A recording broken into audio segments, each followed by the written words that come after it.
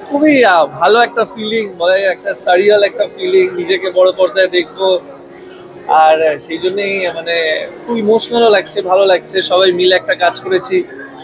তো মানে মানে আমি স্পিচলেস হয়ে যাচ্ছি মাঝে মাঝে, খুব খুব ভালো লাগছে, এইটুকু বলা যায়। ছবিতে তোমার চরিত্রটা কেমন সেটা নিয়ে দেখো। ছবিতে আমার চরিত্রটা একটা মিউজিশিয়ান। এবার এই মিউজিশিয়ান কিভাবে ওই লাইফ, ক্যারিয়ার, প্যাশন তার মধ্যে জাগল করে, সেটা নিয়ে একটা জার্নি। এটাই বলবো যে খুব এক্সাইটেড, নার্ভাসও লাগছে, বিকজ প্রথমবার এরকম একটা চরিত্র প্লে করেছি আর চেষ্টা করেছি। আই থিঙ্ক পুরো টিম প্রচুর খেটেছে। Soumyajit as a director, new director, প্রচুর খেটেছে, প্রচুর চেষ্টা করেছে, ক্রেডিট গোস টু হিম।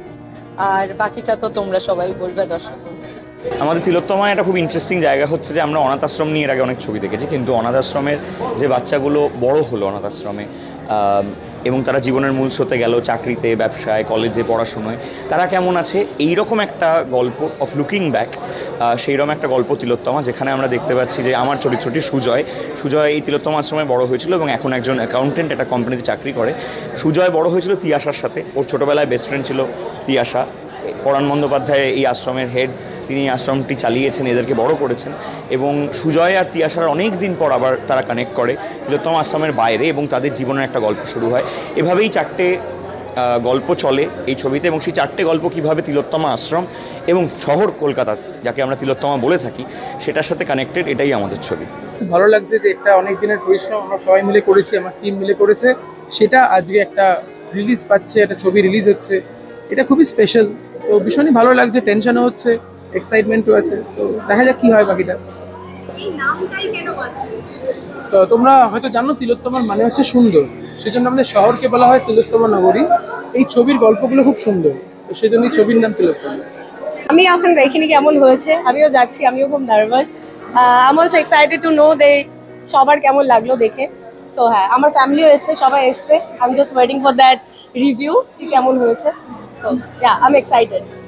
প্রচন্ড এক্সাইটেড, মানে ওর ছবি মানে আমার আমার সবসময় মনে হয় যে আমারও ছবি, আমার বন্ধুর ছবি।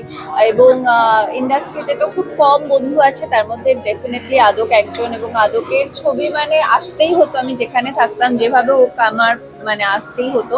তো খুবই এক্সাইটেড, আই এম শিওর তিলোত্তমা মানুষের ভালো লাগবে। আমি সকলকে বলবো যে তিলোত্তমা দেখুন ছবিটা এবং আপনাদের ওপিনিয়ন জানান।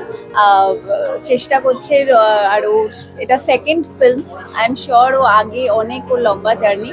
আর তিলোত্তমাতে ও ছাড়াও যারা যারা আছে, নীল, তৃণা, ঋতব্রত, পরাণ জেঠু, আই এম শিওর ছবিটা সবার ভালো লাগতে বাধ্য। খুবই ভালো লাগছে, আমি ওর জন্য প্রচন্ড হ্যাপি।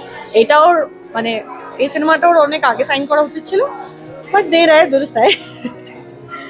আর আজকে তিলোত্তমা রিলিজ, নীলদা ট্রেনারির জন্য কি বলতে চান? আমার they are the closest friend of mind, ওদের জন্য সবসময় ভালো চেয়েছি, ফিউচারেও ভালোই চাইবো। অ্যান্ড এই সিনেমাটা যেন ওদের career one of the best হয়। দেখি কেমন হয়, নিশ্চয়ই ভালোই হবে। ভালোই হবে, মানে অন্যরকম হবে নিশ্চয়ই, দেখা যাক এবার দেখে রিভিউটা ভালো হবে আর কি, ভালোভাবে দিতে পারবো। ভীষণই এক্সাইটেড, অ্যান্ড অফকোর্স মানে ভীষণ এক্সাইটেড জিতু দা শ্রীনাদিকে on screen for the first time আমি দেখতে চলেছি। অ্যান্ড সৌম্যজিৎ দাকেও অল দ্য ভেরি বেস্ট, এর আগেও কাজ দেখেছি, তো আশা করি এটাও খুব ভালো হবে। ট্রেনারি কি এরকম একটা ক্যারেক্টারে ট্রেনার অ্যাক্টিং সবসময় খুব ভালো হয়, আশা করি মুভিও খুব ভালো করেছে, ও ফাটিয়ে দিয়েছে। দেখা যাক কিরকম হয়, মুভিটা দেখার জন্য অপেক্ষা করছি। একটা নতুন ছবি রিলিজ করা মানে একটা এক্সাইটমেন্ট থাকে যে সেই ছবিটা দর্শক কিভাবে নেবেন, তাদের কতটা ভালো লাগবে না লাগবে। আর এমনি টিম তো সবসময় খুব খেটে কাজ করে, সব টিমই। তো টিমের কাছেও একটা টেনশন থাকে যে আমাদের ছবিটা কতটা দর্শকের মন জয় করতে পারছে। তো এক্সপেক্ট করবো সবাই দেখবেন, ভালো লাগবে।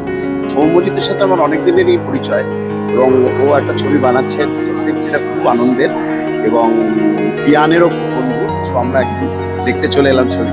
Definitely all the best to the enter team are the director as well. সবাই বন্ধু, নীল, তৃণা, সৌম্যজিৎ সবাই বন্ধু। In fact producer team also really very close. তো সবাইকে এটাই বলবো যে এত হার্ড ওয়ার্ক করে একটা ছবি করেছে, wishing them all the very best. মন থেকে চাই যে ছবিটা খুব ভালো করুক, কারণ খুব ফাটাফাটি প্রমোশন করেছেন, fantastic energy, my love, my best wishes, rocking team. আমার নীল তৃণার কথাটা বলা হয়নি, এক্ষুনি কিন্তু আমাকে নীল তৃণা দুজনেই ধরবে। সো অল দ্য বেস্ট, খুব ভালো করো, ওরা আমার খুব প্রিয়, খুব ভালো হবে।